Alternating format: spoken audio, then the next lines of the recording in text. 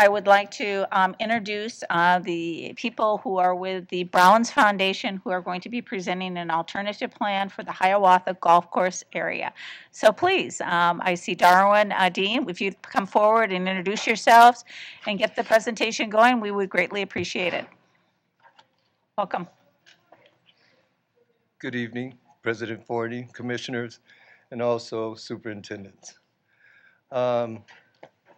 Before I start speaking, I'd like to have a speaker in front of me who will speak for the community cause.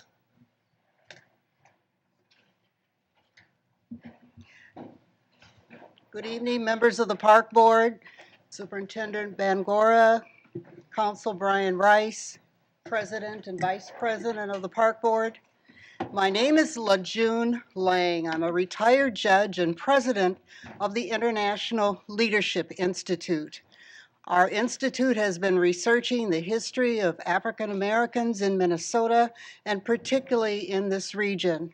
We've had the opportunity to daylight a former all-black fire station at 4501 Hiawatha Avenue, and we've been particularly interested in the history of the region of the Hiawatha Golf Course. As you know, Fort Snelling contained very significant African American persons, including Dred and Harriet Scott. A number of enslaved persons also lived at Fort Snelling, and a number of enslaved people arrived at Fort Snelling and ultimately moved to settle in this region that we call Nokomis and Hiawatha. So this community is very old. The roots in this community are very old, but the contributions, the social significance, and the historical context of African Americans in this important first quadrant of settlement in Minneapolis by people other than Native Americans has not been studied. So as a newly appointed park board who does not have the input of an advisory committee or a cultural context study to document and incorporate the contributions of African descendant people, particularly around the Hiawatha Golf Course, I urge you to take the time and put procedures in place so that you are not erasing history. We begin in 1906 with Theodore Wirth becoming the first park superintendent. In 1907, Minneapolis opened its first segregated fire station at 4501 Hiawatha. When Theodore Wirth and the community responded to have the first 18-hole golf course in South Minneapolis, it allowed it to be a segregated facility. African Americans could not enter the clubhouse. They could not belong to the private clubs that were created to allow golfers to have handicaps and compete nationally. So they had to function and make the best of a segregated situation. This is an important part of our history because it impacts housing, it impacts parks and recreation, and it impacts the lives of African descendant people as well as others who settled in and around the Hiawatha Golf Course.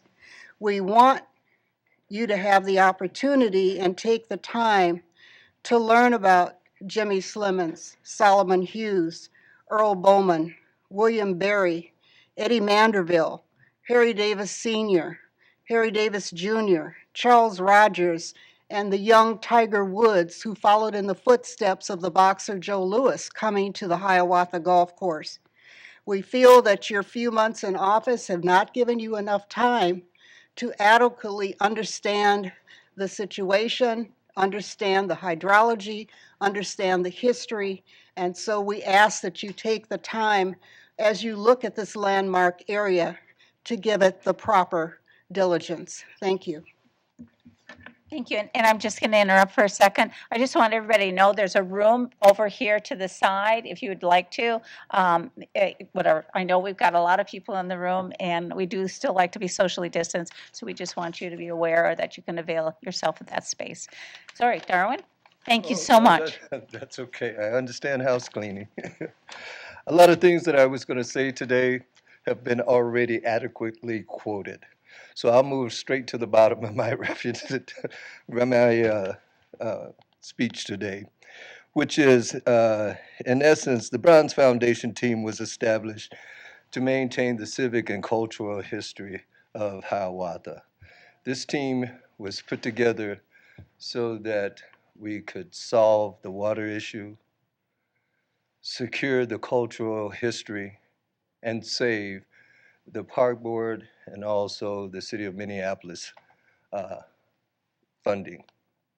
We'd like to partner with the park board to solve these issues, to solve the water issue, and also to help create a community for people, youth, and not just golfers. Long time ago, before many of us in this room were even a thought, that golf course was used more as a park where people actually came, sit down, they picnicked. Because you have to understand that in South Minneapolis, right where Hiawatha is located, that district was redlined and you had a large area for a minority population. And so they welcomed that particular golf course, the park. And so when golfers started playing there, it wasn't just about golf. It was a community event that everyone in the community actually came, celebrated, and enjoyed. And so we'd like to continue that legacy for the youth that's in that community. We'd also like to partner with the park board to solve the groundwater issue, to also preserve the cultural aspect of Hiawatha, and to also continue to work with the city of Minneapolis to help remove the trash situation, the phosphorus that's flowing into the lake. We want to clean up that environment, and we want to do the best that we can from an environmental standpoint of view. And I think we've put together a team of people with the Bronze Foundation to accomplish that task.